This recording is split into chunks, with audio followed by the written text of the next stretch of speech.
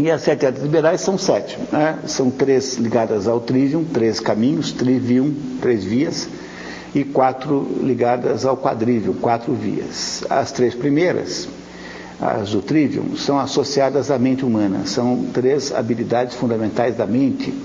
É a habilidade de falar, a retórica, a habilidade de falar isso gramaticalmente com correção, a gramática, e a habilidade de falar com lógica. Essa lógica era primeiro chamada de dialética, depois, com a redescoberta dos livros de lógica do Aristóteles, passou a se chamar de lógica.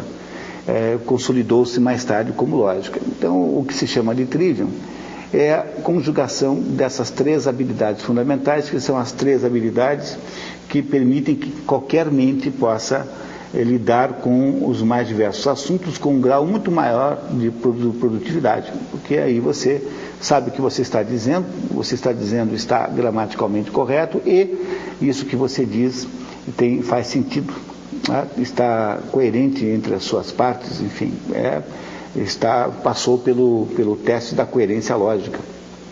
Uma vez que você tivesse aprendido isso, e de modo geral começava a se aprender qualquer coisa na Idade Média com 14 anos, até 14 anos não se concebia educação na Idade Média. Então, aí por 14, 15 anos, um menino, uma menina também, há uma certa mitologia de que só os meninos iam para a escola na Idade Média, o que não é verdade. A Idade Média é a época da humanidade mais caluniada, mais desprezada e mais, enfim, maltratada. Não há nenhuma outra pior. Eu fico imaginando se nós temos direito de maltratar a Idade Média, uma época que produziu as catedrais góticas, que produziu a escolástica e que produziu o trivium, o quadrivium, e que produziu também a Divina Comédia de Dante Alighieri. Será que temos algum direito de achar algum defeito numa época capaz de fazer isso sem centralização nenhuma ou com uma precaríssima centralização? A centralização do Império Carolíngio não funciona há muito tempo, porque o seu filho não é capaz de produzir a sua própria sucessão e acaba dividindo aquele império pelos filhos, que era justamente o contrário do conceito de império. Em vez de centralizar, descentralizou. E aí os alemães tentam, logo em seguida, fazer uma experiência germânica de Goda, né? Os franceses são também, de alguma maneira, germânicos. Né? Os franceses também não são um povo latino. A gente não deve nunca jamais confundir isso, né? Os franceses falam uma língua latina, mas os franceses não são um povo latino.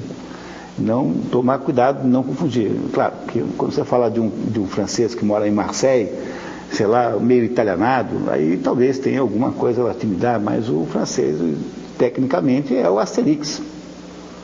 Faz parte lá de uma tribo daquelas lá do norte da Europa, né?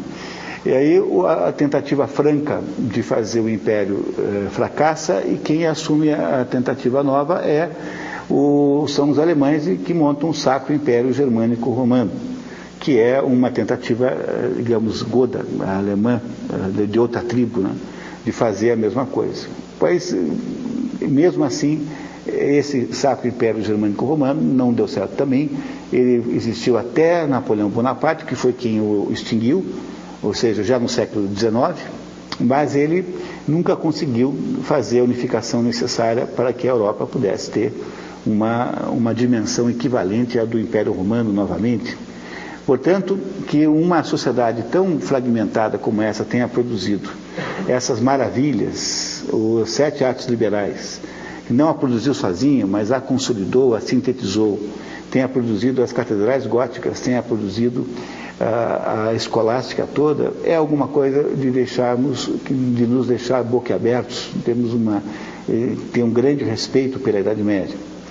E a ideia central aí é que as crianças deviam ir para a escola mais tarde, porque era necessário que houvesse algum amadurecimento anterior. Hoje em dia seria inconcebível mandar alguém para a escola com 14 anos. Acho que você vai até preso se você deixar o seu filho demorar até os 14 anos para ir para a escola. E a partir dessa ida para a escola, os que quisessem estudar, não é? E eu dizia que as meninas iam mais para a escola do que os meninos, embora haja toda essa mitologia contrária. Os meninos não eram dados a muita escola não, a não ser aqueles que seguiriam carreira de padre. porque os meninos normais, né, esses preferiam jogos de capa e espada. Não gostavam da ideia de estudar, achavam que isso era coisa para meninas, que não era uma coisa viril, né? Então, é um pouco de mitologia em torno desse assunto. A Regine Pernoud, tem uma historiadora francesa, que escreveu 2 livros sobre esse assunto, A Mulher no Tempo das Catedrais e A Mulher no Tempo das Cruzadas. E esse primeiro, A Mulher no Tempo das Catedrais, é quem esclarece para vocês essa questão, né? Mostrando que talvez não tenha havido nenhuma época da história da humanidade em que as mulheres tenham sido tratadas tão bem quanto na Idade Média. Por mais que nos pareça contraintuitivo, uma vez que estamos aí suficientemente envenenados pelo proselitismo feminista, né? Da ideia de que se a mulher sempre foi uma vítima na mão dos homens.